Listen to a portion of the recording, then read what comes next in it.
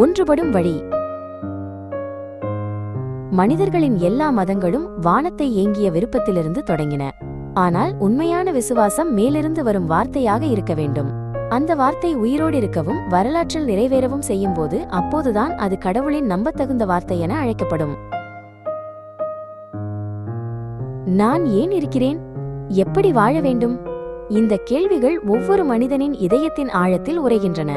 அவை வானம் நமக்குள் விதைத்த ஏக்கங்கள் ஆகும்.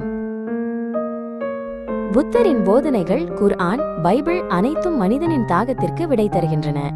ஒவ்வொரு போதனையிலும் விலைமதிப்பற்ற ஞானம் உள்ளது. ஆனால் அவற்றில் வானத்திலிருந்து வந்த உயிருள்ள வார்த்தைதான் தன் வாக்குறுதிகளை நிச்சயமாக நிறைவேற்றுகிறது மற்றும் இல்லாதவற்றிலிருந்து படைக்கும் சக்தியால் உயிர் கொடுக்கிறது. புத்தர் வாழ்க்கையின் துயரை ஆராய்ந்து விடுதலைக்கான வழியை காட்டினார். அது ஆழ்ந்த ஞானம். ஆனால் மனிதனின் அறிவால் மட்டும் துயரம் முழுமையாக நீங்காது. படைக்கும் சக்தி கொண்ட உயிருள்ள வார்த்தைதான் உண்மையான மாற்றத்தை ஏற்படுத்த முடியும். குர்ஆன் கடவுளுக்கு கீழ்ப்படிதல் மற்றும் அயலானை நேசிக்கச் சொல்லுகிறது. ஜெபம், தானம், நோன்பு, யாத்திரை இவை உயர்ந்த செயல்கள். ஆனால் இவைகள் வானத்திலிருந்து வரும் வார்த்தையின் நிறைவேற்றத்துடன் சேரும்போது மிகப்பெரிய ஒளி வெளிப்படும்.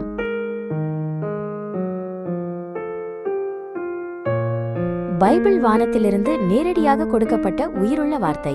படைப்பிலிருந்து தொடங்கி ஆபிரகாம், மோசே, தாவீதுக்கு கொடுக்கப்பட்ட உடன்படிக்கை வரலாற்றில் தொடர்ந்தது மற்றும் இறுதியில் இயேசுவின் மூலம் நிறைவேறியது. இங்கே வாக்குறுதிகளை நிறைவேற்றும் படைப்பாளியின் சக்தி வெளிப்படுகிறது.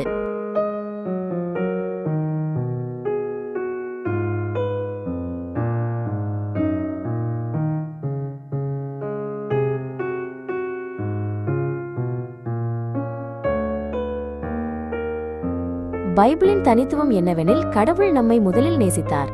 நாம் அவரை தேடுவதற்கு முன் அவர் ஏற்கனவே நம்மிடத்தில் வந்துவிட்டார். இல்லாதவற்றிலிருந்து படைக்கும் வார்த்தையின் சக்தியால் அவரது அன்பு வரலாற்றில் நிறைவேறியது. வானில் இருக்கும் நட்சத்திரங்களும் நிலத்தில் மலரும் பூக்களும் படைப்பாளியின் சக்திக்கு சாட்சி தருகின்றன. வரலாற்றில் மக்கள் அனைவரும் சிறந்த உலகை ஏங்கினர். அந்த ஏக்கம்தானே ஒரு உண்மையை சுட்டிக்காட்டுகிறது. பைபிள் அந்த உண்மையை உயிருள்ள வார்த்தையாக அறிவித்து அதன் நிறைவேற்றத்தை பதிவு செய்கிறது. மதங்களின் வேறுபாடுகள் பல இசைக்கருவிகளின் வேறுபட்ட ஒலிகள் போன்றவை. அனைத்தும் ஒத்திசைவுடன் இசைக்கப்பட்டால் அழகான ஒரு இசை உருவாகும்.